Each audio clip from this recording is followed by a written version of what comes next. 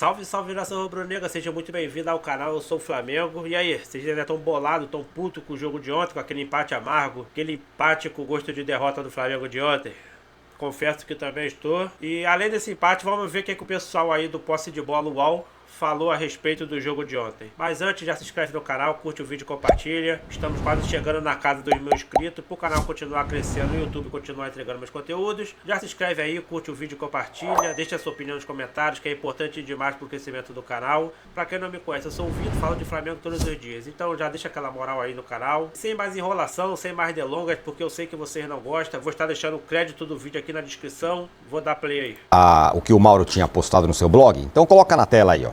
O Mauro postou aqui no seu blog o número de finalizações, que confesso que me impressionou, que o Flamengo sofre nos jogos, mesmo os jogos que ganham, por exemplo, contra o Galo, que venceu por 4-0 na MRV Arena.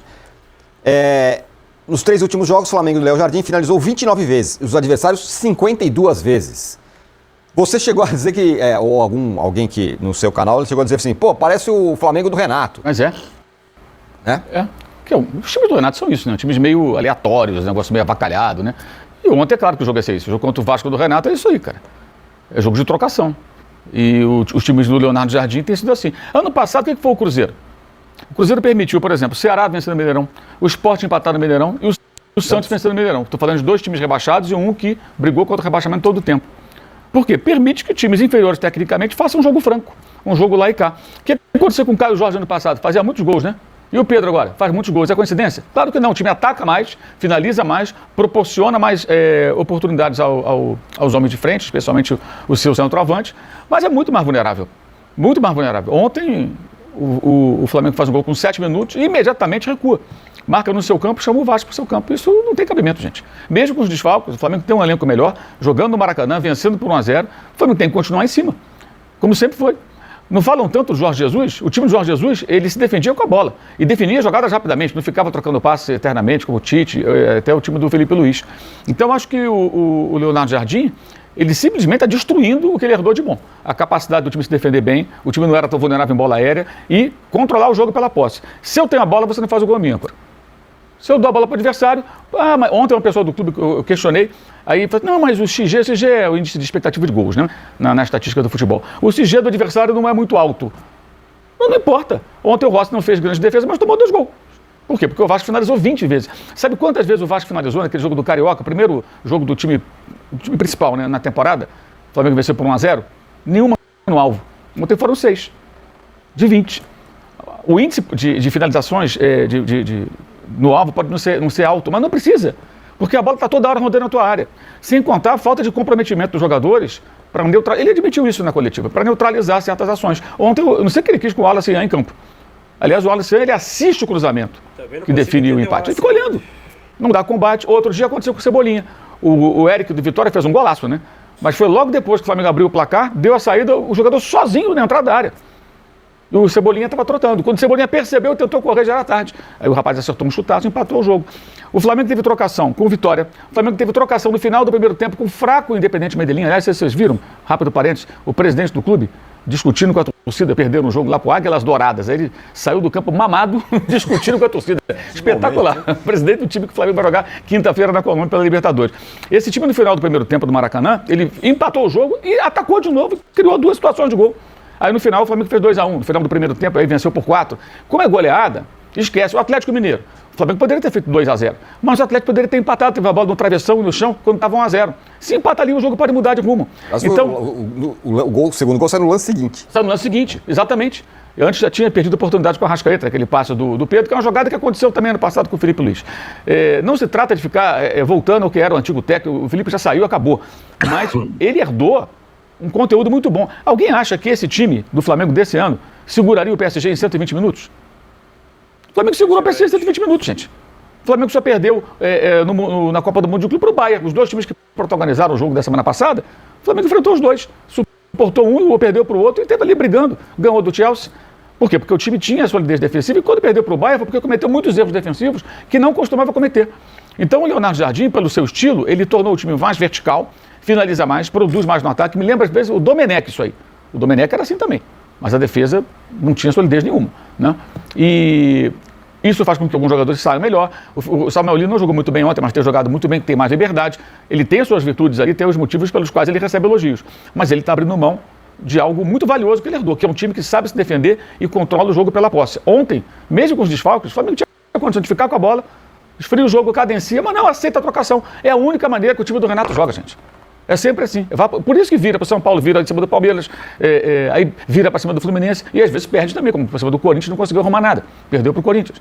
É o jogo aleatório.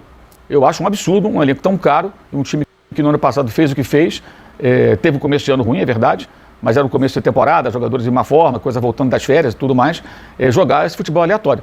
Ele ontem admitiu os erros dele. Não sei se ele vai ser capaz de identificá-los de verdade e corrigi-los. Mas acho que se o Flamengo jogar assim, dificilmente vai ter uma temporada boa. Dificilmente. A tendência é fracassar. Pode anotar o que eu estou falando. Se não corrigir, vai fracassar. Não vai ganhar campeonato nenhum. Não vai pegar Palmeiras nenhum, não vai avançar na Libertadores, vai cair pela Copa do Brasil. Ou muda, ou reajusta isso rápido, ou não vai dar certo. Vai fracassar.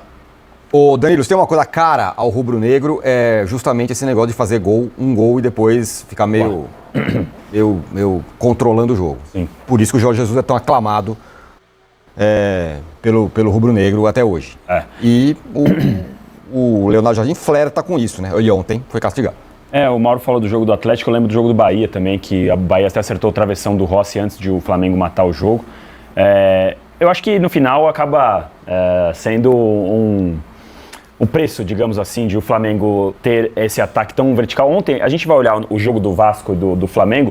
O Flamengo chegou 2, 3 vezes, mas com muito mais qualidade. O Vasco chegava meio atabalhoado, o Brenner chutando bola por cima, optando por decisões ali que não... Tinha 2 jogadores abertos pela direita, ele preferiu chutar. Então você via que o Flamengo ele tem muita qualidade. Quando chegava na frente do gol, era com o Pedro, às vezes era dependendo do Samuel Lino, você via, tem qualidade esse time. Na hora que chegar, vai matar. No 2-0...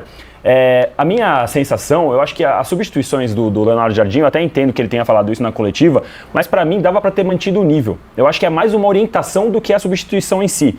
Tirando do Wallace Yan, que realmente não deu para entender, eu acho que as substituições do Flamengo dava para manter o ritmo e dava para ter segurado o resultado. Aí é uma questão realmente, o flamenguista ele não topa esse tipo de situação, né? Contra o Atlético Mineiro deu certo, 4-0, ficou o show, contra o Bahia tinha dado certo. Dessa vez contra o Vasco ficou esse ponto e aí o Leonardo Jardim vai ser criticado. Ontem eu vi o Léo Ortiz já sendo, perseguido, não pode ser titular e tal.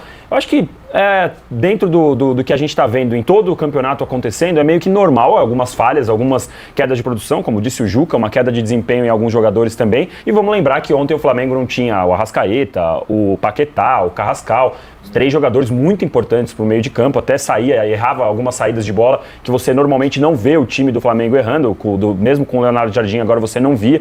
Então acho que acabou pagando um pouco desse preço. Agora, a desatenção no segundo gol para mim é o que mais chama atenção. Porque faltava ali 1 minutinho, você estava segurando, claro que o Vasco estava pressionando, mas acho que a desatenção é o pior. Mas eu, como vocês bem sabem, ainda acho que é cedo assim para o Leonardo Jardim vai ser perseguido. Vamos ver como vai ser o jogo agora, acho que vai ter uma vitória tranquila na Colômbia, vai acalmar a situação. E se a gente olhar o principal concorrente do Flamengo, que é o Palmeiras, também não vive exatamente uma fase de um grande momento de futebol, então acho que ainda está bem aberto essa situação e a gente vai ver o Paquetá voltando aí, o Carrascal cumprindo a suspensão em breve, voltando também, vai dar outro toque. É claro que vai sentir falta do Arrascaeta, mas o Flamengo vai ainda, com certeza para mim, brigar muito perto do Palmeiras, ainda acho que vive um momento melhor do que do Palmeiras no momento. Você sabe quando foi a última vez que o Flamengo fez 2-0 e tomou 2-2? Contra o Grêmio, naquele jogo famoso lá em Porto Alegre. Do Renato. Que era o Renato. Que ele mexe no time, tira o Vitinho e tal, foi aí o Grêmio empata. Queda do Renato, né? E os torcedores do Flamengo começaram a achar que ele quis ajudar o Grêmio. Isso, teve exatamente. isso. Não, ele quer ajudar o Grêmio, não sei o que e tal. Não queria ajudar o Grêmio nenhum, ele errou, ele mexeu mal no time. Mas com o Renato. É um jogo muito aleatório, gente. Esse é o ponto. Eu penso assim, se você tem na linha do que o Danilo falou, se você tem jogadores melhores, tanto que você produz mais, você tem que ter o controle do jogo, cara.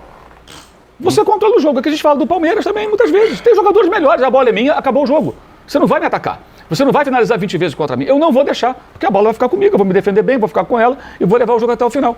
Agora, quando você aceita a trocação, até o Independente Medellín lá do presidente Mamado vai te ameaçar. Porque vai despejar 20 bolas na tua área, uma hora alguém erra. O Ortiz erra o tempo de bola, o menino lá, o Wallace não marca, o outro fica olhando e toma o gol. Foi o que aconteceu. Que agrava a sensação, eu acho, é o fato de o flamenguista ter visto o Palmeiras perder ponto, ficava naquela sensação, abriu 2-0 e aí tomar o último gol no último minuto, dói. Do jeito que tomou, agrava todo esse problema Por isso do que a enquete é bem flamenguista. bolada, entendeu? A enquete, Porque- eu não vou me meter no serviço do Trajano, mas se eu tivesse que votar, eu gostei da sua enquete, viu, Ancor? Tá vendo?